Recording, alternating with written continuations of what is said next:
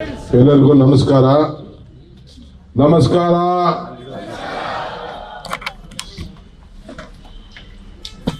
ಗೌರವಾನ್ವಿತ ರಾಜ್ಯದ ಮುಖ್ಯಮಂತ್ರಿಗಳಂತ ಸಿದ್ದರಾಮಯ್ಯ ಸಾಹೇಬ್ರೆ,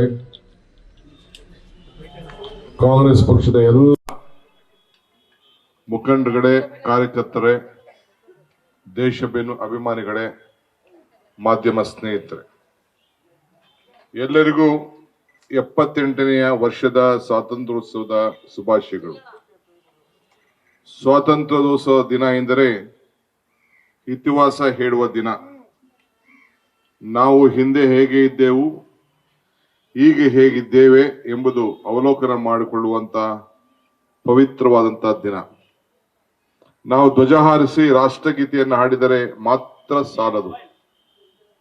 ಆದರೆ ಮಹತ್ವವನ್ನು ಹೊಸ ಜನಾಂಗಕ್ಕೆ ಇದರ ಮಹತ್ವ ಇತಿಹಾಸನ ತಿಳಿದು ಈ ದೇಶಕ್ಕೆ ಸ್ವಾತಂತ್ರ್ಯವನ್ನು ತಂದುಕೊಟ್ಟಂತ ಎಲ್ಲ ಹಿರಿಯರು ಚರಿತ್ರೆಯನ್ನು ಕೂಡ ತಿಳಿಸಬೇಕಾದಂತ ಒಂದು ಪವಿತ್ರವಾದಂತಹ ದಿನ.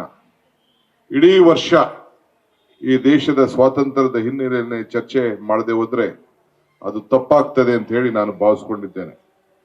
ಮಹಾತ್ಮ ಗಾಂಧೀಜಿಯವರು ಹೇಳ್ತಾರೆ, freedom is never dear to any price, it is the breath of the life, what would a man not pay for living ಅಂತ.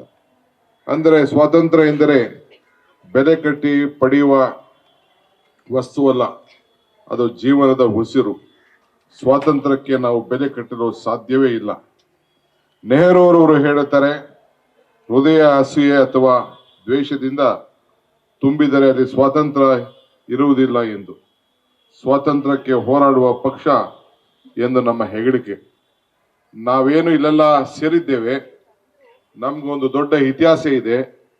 ಈ ಪಕ್ಷದಿಂದ ಈ ದೇಶಕ್ಕೋಸ್ಕರ ಪ್ರಜಾಪ್ರಭುತ್ವ, ಸ್ವಾತಂತ್ರ್ಯ ಎಲ್ಲ ಕೂಡ ತಂದ್ಕೊಟ್ಟು ಎಲ್ಲ ಜನರು ಕೂಡ ಒಂದು ಉತ್ತಮವಾಗಿ ಬದುಕನ್ನ, ತಮ್ಮ ಸ್ವಾತಂತ್ರ್ಯದ ಒಂದು ಹಸುವಿನಿಂದ ಏನು ನಾವು ತಾಳ್ತಾ ಇದ್ದೋ ಅದನ್ನ ಮುಗ್ಧರಾಗಿ ಮಾಡೋಂತ ಒಂದು ದೊಡ್ಡ ಪಕ್ಷದ ಸದಸ್ಯರಾಗಿ ನೀವು ನಾವೆಲ್ಲ ಇದ್ದೀವಲ್ಲ, ಇದೇ ನಮ್ಮ ನಿಮ್ಮೆಲ್ಲರ ಒಂದು ದೊಡ್ಡ ಭಾಗ್ಯ ಅಂತ ಹೇಳಿ ನಾನು ಭಾವಿಸ್ಕೊಂಡಿದ್ದೇನೆ.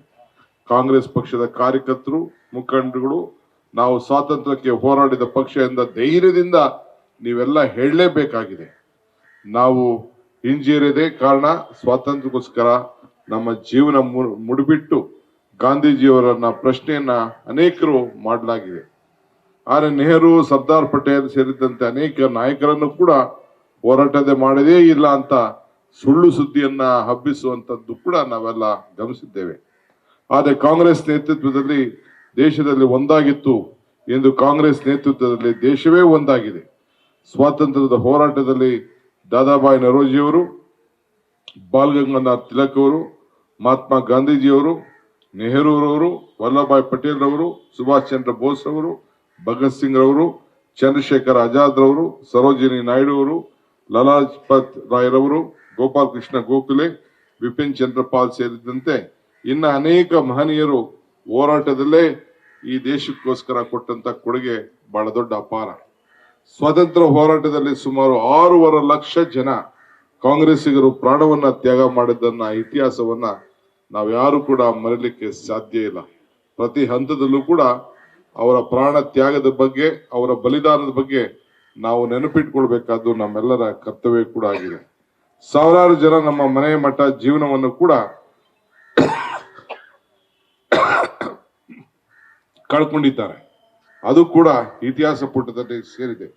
ಹೀಗಾಗಿ ದೇಶಕ್ಕೆ ತನ್ನ ಮನ, ಧನ, ಪ್ರಾಣ ಎಲ್ಲವನ್ನ ಅರ್ಪಿಸಿದ ಕಾಂಗ್ರೆಸ್ಸಿನವರು ಅಂದು ಬ್ರಿಟಿಷರವರ ಬೂಟಿನ ಹೇಟಿಗೆ ಬೇಕಾದಷ್ಟು ತಿಂದು ಗುಲಾಮರಾಗಿ ಕೆಲಸವನ್ನ ಮಾಡಂತ ಒಂದು ಪರಿಸ್ಥಿತಿಯನ್ನು ಕೂಡ ಇಂದು ಅನೇಕ ದೇಶದ ನಕಲಿ ಭಕ್ತರು ಕೂಡ ಧರಿಸಿ ಈ ದೇಶವನ್ನ ಮಾಡಲು ಅನೇಕ ಪ್ರಯತ್ನಗಳು ಮಾಡಿದ್ರು ಕೂಡ ನಮ್ಮ ಹಿರಿಯರು ಯಾವುದಕ್ಕೂ ಕೂಡ ತಪ್ಪಿಸದೆ ಈ ದೇಶಕ್ಕೋಸ್ಕರ ಹೋರಾಟವನ್ನ ಮಾಡಿದ್ದಾರೆ.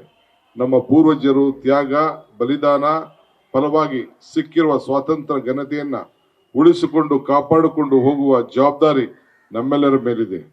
ಬ್ರಿಟಿಷರ ವಿರುದ್ಧ ಹೋರಾಟದಲ್ಲಿ ಮೊದಲು ಕ್ರಾಂತಿಯನ್ನ ಕಿಚ್ಚು ಹಚ್ಚಿಸಿದ್ದೇ ಕರ್ನಾಟಕ. 1937ರಲ್ಲಿ ನಡೆದ ಅಮರ ಸುಳ್ಯ ಹೋರಾಟದ ಈ ದೇಶದ ಮೊದಲ ಸ್ವಾತಂತ್ರ್ಯದ ಸಂಗ್ರಾಮ. ಶಿವಮೊಗ್ಗ ಜಿಲ್ಲೆಯ ಇಸೂರು ಸ್ವಾತಂತ್ರ್ಯವನ್ನ ಘೋಷಿಸಿದ ದೇಶದ ಮೊದಲ ಗ್ರಾಮ. ಕಾಂಗ್ರೆಸ್ ಮುಖಂಡರ ಹನುಮಂತರಾವ್ ಅವರ ನೇತೃತ್ವದಲ್ಲಿ 1930ರಲ್ಲಿ ಅಂಕೋಲಾದಲ್ಲಿ ಉಪ್ಪಿನ ಸತ್ಯಾಗ್ರಹವನ್ನ ನಡೆಯುತ್ತಿದೆ. ಹೀಗೆ ಸ್ವಾತಂತ್ರ್ಯ ಹೋರಾಟಕ್ಕೆ ವೇದಿಕೆಯಾಗಿತ್ತು ಕರ್ನಾಟಕ ಮತ್ತು ಕನ್ನಡಿಗರು. ಇನ್ನೊಂದು ಬಹಳ ಪವಿತ್ರವಾದಂತ ವರ್ಷ ನಾವು ನೀವೆಲ್ಲ ಸೇರಿ ಗಮನಿಸಬೇಕಾದ್ದು, 100 ವರ್ಷದ ಹಿಂದೆ ಮಹಾತ್ಮ ಗಾಂಧೀಜಿಯವರು ಕಾಂಗ್ರೆಸ್ ಪಕ್ಷದ ಅಧ್ಯಕ್ಷರಾಗಿ ಜವಾಬ್ದಾರಿಯನ್ನ ತೆಗೆದುಕೊಂಡದ್ದು ನಮ್ಮ ಕರ್ನಾಟಕದಲ್ಲಿ, ನಮ್ಮ ಬೆಳಗಾಂನಲ್ಲಿ. ಈಗಾಗಲೇ ನಾವು ಈ ವಿಚಾರದಲ್ಲಿ ಒಂದು ಸಮಿತಿಯನ್ನು ಕೂಡ ಪಕ್ಷ ಸರ್ಕಾರಕ್ಕೆ ಮತ್ತು ಪಕ್ಷಕ್ಕೆ ಒಂದು ಮಾರ್ಗದರ್ಶನವನ್ನು ನೀಡಬೇಕು. ಇಡೀ ರಾಷ್ಟ್ರದಲ್ಲೇ ಒಂದು ಕಾರ್ಯಕ್ರಮವನ್ನು ನಾವು ನಿರೂಪಿಸಬೇಕು.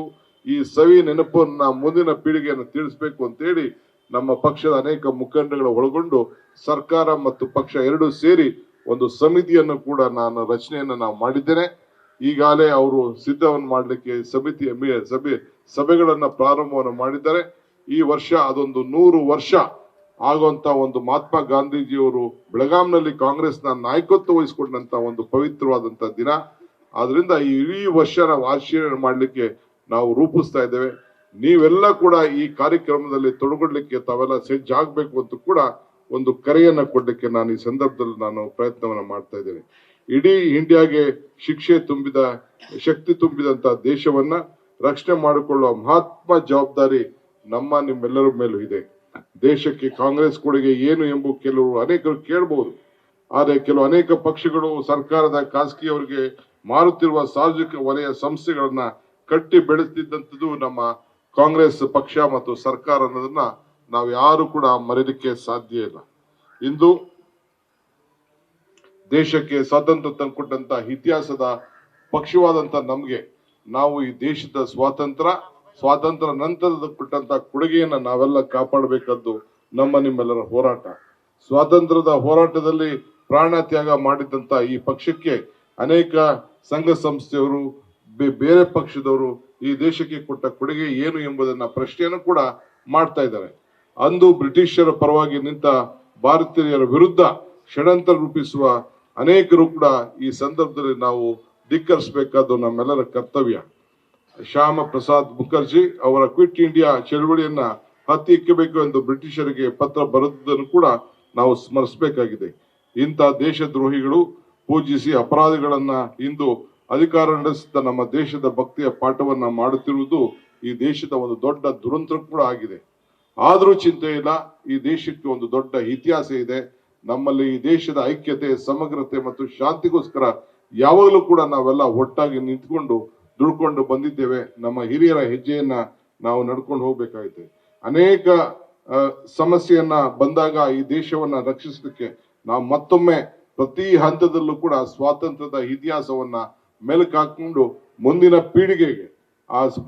ಪೀಳಿಗೆಗೆ ನಾವೆಲ್ಲ ಕೂಡ ಒಟ್ಟಿನಿಂದ ನಾವೆಲ್ಲ ಅವ್ರಿಗೆ ವಿಚಾರಗಳನ್ನ ತಿಳಿಸಿ ಅರಿವನ್ನ ಮಾಡಿ ಈ ಸ್ವಾತಂತ್ರ್ಯದ ಹಿನ್ನೆಲೆ ನಮ್ಮ ನಾಯಕರುಗಳು ಕೊಟ್ಟಂತ ಕೊಡುಗೆಯನ್ನು ಕೂಡ ಸ್ಮರಿಸಿಕೊಂಡು ಅವ್ರಿಗೆ ಜ್ಞಾನೋದಯನ ಮಾಡುವಂತ ಕೆಲಸವನ್ನು ನಾವು ಮಾಡಿಕೊಂಡು ಪ್ರತಿ ಹಂತದಲ್ಲೂ ಅವ್ರು ಹಾಕೊಟ್ಟಂತ ಹೆಜ್ಜೆಯನ್ನ ನಡ್ಸ್ಕೊಂಡು ಹೋಗ್ಬೇಕಾದ್ದು ನಮ್ಮೆಲ್ಲರ ಕರ್ತವ್ಯ. ಇಂದು ನಮ್ಮ ರಾಜ್ಯದ ಮುಖ್ಯಮಂತ್ರಿಗಳಂತ ಸಿದ್ದರಾಮಯ್ಯ ಸಾಹೇಬ್ರು ಒಂದು ವಾಕ್ಯಗೋಷ್ಠಿಯನ್ನ ಇವತ್ತು ಪ್ರಕಟಣೆ ಮಾಡಿದ್ದು ತಾವೆಲ್ಲ ಗಮನದಲ್ಲಿ ಇಟ್ಟಿರ್ಬೇಕು.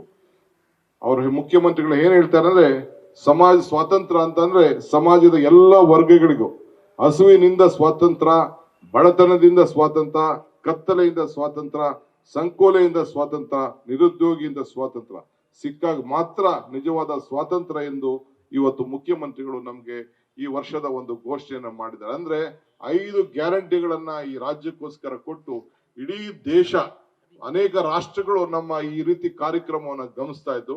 ಆದ್ರೆ ಕರ್ನಾಟಕ ರಾಜ್ಯ ಮೊದಲನೇ ಬಾರಿಗೆ ಈ ವರ್ಷ ಅಧಿಕಾರಕ್ಕೆ ಬಂದ ನಂತರ ಈ 5 ಗ್ಯಾರಂಟಿಗಳು ಕೊಟ್ಟು ಭಾವನೆಯಿಂದ, ಬದುಕಿನಿಂದ ನಾವು ಸ್ವಾತಂತ್ರ್ಯವನ್ನು ಕೊಡ್ಬೇಕು, ಹಸುವಿನಿಂದ ಮುಕ್ತವನ್ನ ಮಾಡಬೇಕು, ಪ್ರತಿಯೊಬ್ಬರಿಗೂ ಕೂಡ ಅಂತ ಒಂದು ವಿಶೇಷವಾದಂತ ಕಾರ್ಯಕ್ರಮವನ್ನು ಕೊಟ್ಟಿದೆ.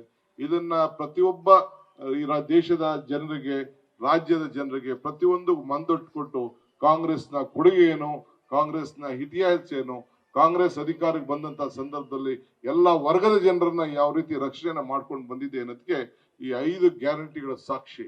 ಹಿಂದೆ ಏನು ನಮ್ಮ ಇಂದಿರಾ ಗಾಂಧಿ ಅವರ ಕಾಲ ಇರ್ಬೋದು, ಜವಾಹರ್ಲಾಲ್ ನೆಹರು ಅವರ ಕಾಲ ಇರ್ಬೋದು, ಮನಮೋಹನ್ ಸಿಂಗ್ ಅವರ ಕಾಲ ಇರ್ಬೋದು, ಪ್ರತಿಯೊಂದು ಕಾರ್ಯಕ್ರಮಗಳನ್ನ ನಾವು ಏನ್ ಕೊಟ್ಟಿದ್ದೇವೆ ಈ ದೇಶಕ್ಕೋಸ್ಕರ ಬಡವರಿಗೆ ಉಳುವರಿಗೆ ಭೂಮಿ ಇರ್ಬೋದು, ಈ ಕಲಿಕೆ ವಿಚಾರದಲ್ಲಿರ್ಬೋದು, ಪಂಚಾಯಿತಿಗಳಲ್ಲಿ ಅಭಿವೃದ್ಧಿ ವಿಚಾರಗಳಿರ್ಬೋದು, ನಿರುದ್ಯೋಗದ ಸಮಸ್ಯೆ ಇರ್ಬೋದು, ಮನ್ರೇಗಾ ಕಾರ್ಯಕ್ರಮ ಇರ್ಬೋದು, ಯಾವುದೇ ಕಾರ್ಯಕ್ರಮವನ್ನ ನಾವು ಕೊಟ್ಕೊಂಡು ಬಂದ್ರು ಕೂಡ, ಮಕ್ಕಳಿಗೆ ಬಿಸಿ ಊಟ ಕಾರ್ಯಕ್ರಮ ಇರ್ಬೋದು, ಯಾವುದೇ ಕಾರ್ಯಕ್ರಮ ಕೊಟ್ಟದ್ದು ಈ ದೇಶಕ್ಕೆ ಬಡ ಜನತೆಗೆ ಬದಲಾವಣೆಗೋಸ್ಕರ ಆಹಾರ ರಕ್ಷಣೆಯಿಂದ ಹಿಡಿದು ಉದ್ಯೋಗ ರಕ್ಷಣೆಯಿಂದ ಹಿಡಿದು ಮತ್ತು ವಿದ್ಯಾ ರಕ್ಷಣೆಗೋಸ್ಕರ ಕೊಟ್ಟದ್ದು ಕಾಂಗ್ರೆಸ್ ಸರ್ಕಾರಗಳು ಕೇಂದ್ರದಲ್ಲಿ ಇರ್ಬೋದು, ರಾಜ್ಯದಲ್ಲಿದ್ದಾಗ ಮಾತ್ರ ಇದನ್ನ ಉಳಿಸ್ಕೊಂಡು ಹೋಗ್ಲಿಕ್ಕೆ ಸಾಧ್ಯ.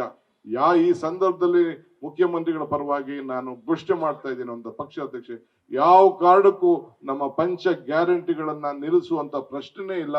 ಜನರ ಬದುಕಿಗೋಸ್ಕರ ಅವರ ಆರ್ಥಿಕವಾದಂತಹ ಶಕ್ತಿಯನ್ನು ನೀಡಲಿಕ್ಕೆ ಈ ಯೋಜನೆಗಳನ್ನು ನಾವು ಮಾಡಿದ್ದೇವೆ. ಹಸುಮುಕ್ತವಾದಂತಹ ರಾಜ್ಯವನ್ನ ಮಾಡ್ಲಿಕ್ಕೆ ಈ ದೇಶಕ್ಕೋಸ್ಕರ ಒಂದು ದೊಡ್ಡ ಮಾರ್ಗದರ್ಶನವನ್ನ ಕೊಟ್ಟಂತ ಈ ಕರ್ನಾಟಕ ರಾಜ್ಯ ಒಂದು ಇತಿಹಾಸ ಇದೆ. ಅದನ್ನ ಉಳಿಸ್ಕೊಂಡು ನಾವು ಬೆಳೆಸ್ಕೊಂಡು ಹೋಗ್ತಿದ್ದೇವೆ.